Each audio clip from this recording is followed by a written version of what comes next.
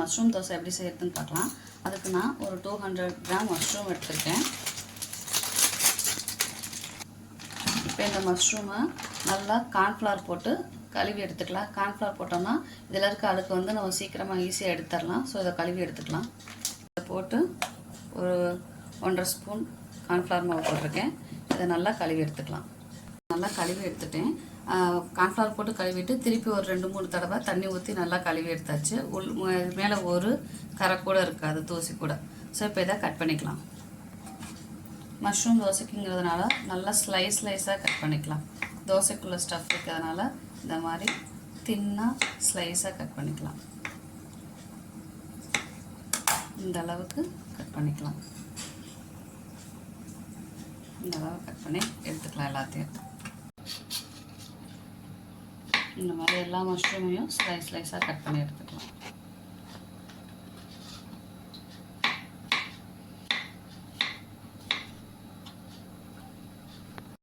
இப்போ அடுப்பை பற்ற வச்சு பேன் வச்சுக்கலாம். பேனில் சூடானது எண்ணெய் ஊற்றி வச்சு. ஸோ இப்போ எண்ணெய் காயட்டும். எண்ணெய் காஞ்சிச்சு, கொஞ்சோண்டு சோம்பு போட்டுக்கலாம். இப்போ சோம்பு பொரிஞ்சிருச்சு. கட் பண்ணி வச்சுருக்கேன். ஒரு பெரிய வெங்காயத்தை இப்படி நீல வாக்கில் கட் பண்ணி வச்சுருக்கேன். அந்த வெங்காயத்தை சேர்த்துக்கலாம்.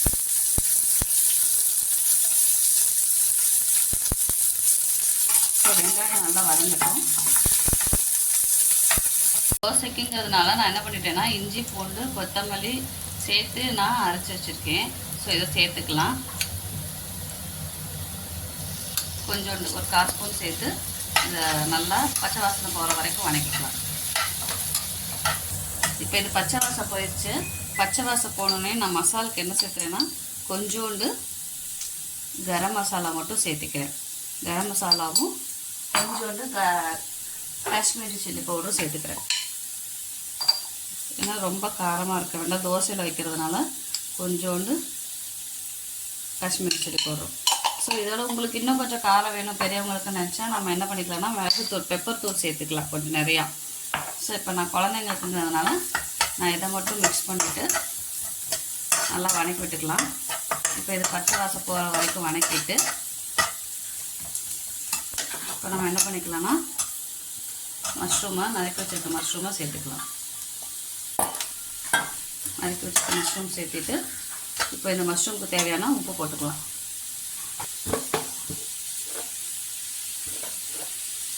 இது வதங்கி வந்தால் கொஞ்சமாக தான் வரும். அதனால் நான் உப்பு வந்து அளவாக சேர்த்துக்கிறேன் கொஞ்சமாக. இப்போ இது வேகட்டும். இதில் வந்து நம்ம எந்த தண்ணியுமே சேர்த்த போகிறதில்ல. மஷ்ரூமில் இருக்க தண்ணி வற்றி வர வரைக்கும் இதை வேக விட்டுக்கலாம்.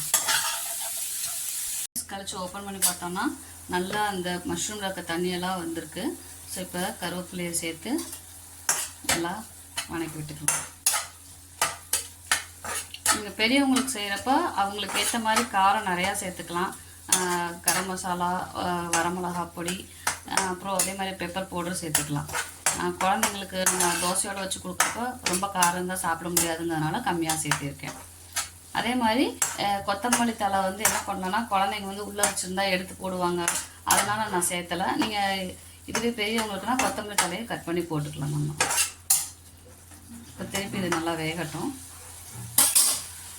3 மினிட்ஸ் கழிச்சு ஓப்பன் பண்ணி பார்த்தோம்னா தண்ணியெல்லாம் வற்றிடுச்சு.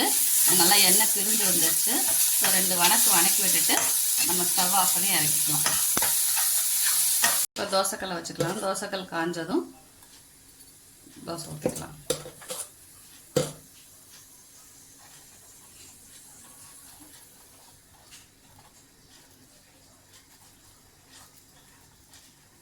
தோசையில் நெய் இல்லைன்னா நல்லெண்ணெய் விட்டுக்கலாம்.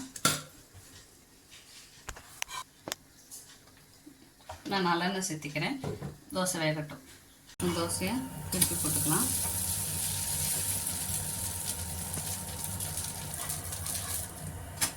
இப்போ தோசை வெந்துருச்சு. தோசை வெந்ததும் நம்ம கொஞ்சம் மஷ்ரூம் எடுத்து